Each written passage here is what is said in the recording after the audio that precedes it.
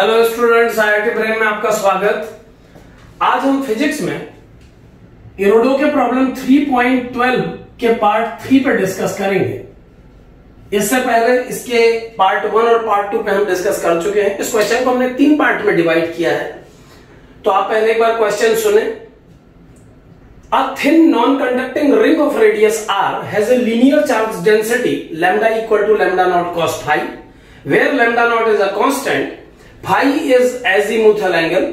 Find the magnitude of electric field strength at the center of the ring. आपको ring के centre पर electric field strength का magnitude calculate करना है। तो क्वेश्चन इससे पहले भी हम डिस्कस कर चुके हैं, इसके 2 पार्ट्स में डिस्कस हो चुका है।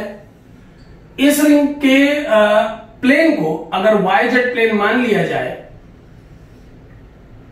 तो कुछ ऐसे हम इसको प्रेजेंट कर सकते हैं। ये Y एक्सिस है, ये Z एक्सिस, और Y एक्सिस की पॉजिटिव डायरेक्शन से जो एजीमुथल एंगल हमने कंसिडर किया है फाई, उसके अकॉर्डिंगली जो चार्ज डेंसिटी है इस रिंग की, लीनियर चार्ज डेंसिटी, वो lambda equal to lambda naught cos phi फॉर्मूले से दी जा रही है।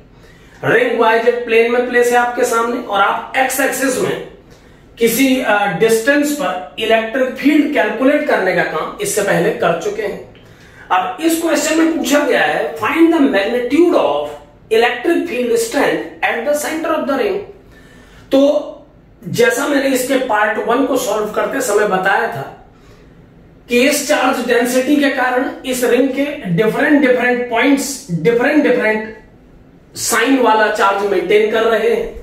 यानी इस YZ प्लेन में बैठी हुई इस रिंग में फर्स्ट और सेकंड क्वाड्रेंट, यानी अगर हम क्वाड्रेंट सिस्टम में बात करें तो इसके पहले और चौथे क्वाड्रेंट में सारे पॉजिटिव चार्ज प्रेजेंट है, और तीसरे और दूसरे क्वाड्रेंट में नेगेटिव चार्ज। और अगर इन चार्जेस को पेयर बना के डाइपोल में कन्वर्ट करने की कोशिश की जाए तो ये रिंग बहुत सारे डाइपोल्स का कॉम्बिनेशन है।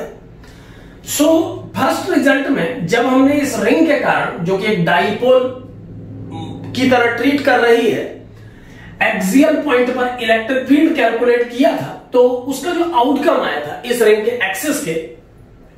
एक्सिस के किसी पॉइंट P पर जब हमने डाइपोल मोमेंट की वैल्यू कैलकुलेट की थी, तो वो रिजल्ट में डायरेक्ट लिख रहा हूं। वो रिजल्ट था E vector magnitude equal to 1/4 pi epsilon naught pi r square into lambda naught divided by r square plus x square to the power 3/2। इस रिजल्ट को समझने के लिए आप इसी क्वेश्चन के पार्ट 1 पे जो हमने वीडियो क्लिप तैयार किया है उसे देख सकते हैं। सो उस क्वेश्चन में हमसे एक रिंग के एक्सिस पे किसी पॉइंट P पर इलेक्ट्रिक फील्ड पूछा गया था रिंग के चार्ज के कारण, जो कि इस डेंसिटी का है और वेरी कर रहा है। R इस क्वेश्चन में डिनोट कर रहा है रिंग की रेडियस को, और X रिंग के सेंटर से P पॉइंट तक का डिस्टेंस है। तो जब हमने उस प्रॉब्लम को रिंग के एक्सियल पॉइंट के लिए, इस रिंग के एक्सियल पॉइंट के लिए सॉल्व किया था, यहां पर ध्यान रहे जब इस रिंग को हमने उस आर्टिकल में एक डाइपोल के इक्विवेलेंट माना था, तो उस डाइपोल के लिए, क्योंकि वो डाइपोल Y एक्सिस के अलोंग डाइपोल मोमेंट वाला डाइपोल बना था, उसका dipole moment vector J vector के अलोंग आया था। तो अगर हम उस डाइपोल के पॉइंट ऑफ व्यू से कहें तो ये P पॉइंट एक इक्वेटोरियल पॉइंट है, लेकिन इस रिंग के लिए चूंकि ये इसके एक्सिस पे है तो मैं इसे रिंग का एक्सियल पॉइंट कह रहा हूं। तो इसमें कोई कंफ्यूजन ना रखें, ये रिंग के लिए तो एक्सिस का पॉइंट है, लेकिन इस रिंग को जब एक करस्पॉन्डिंग डाइपोल बना दिया जाएगा तो उस डाइपोल के लिए ये एक इक्वेटोरियल पॉइंट होगा।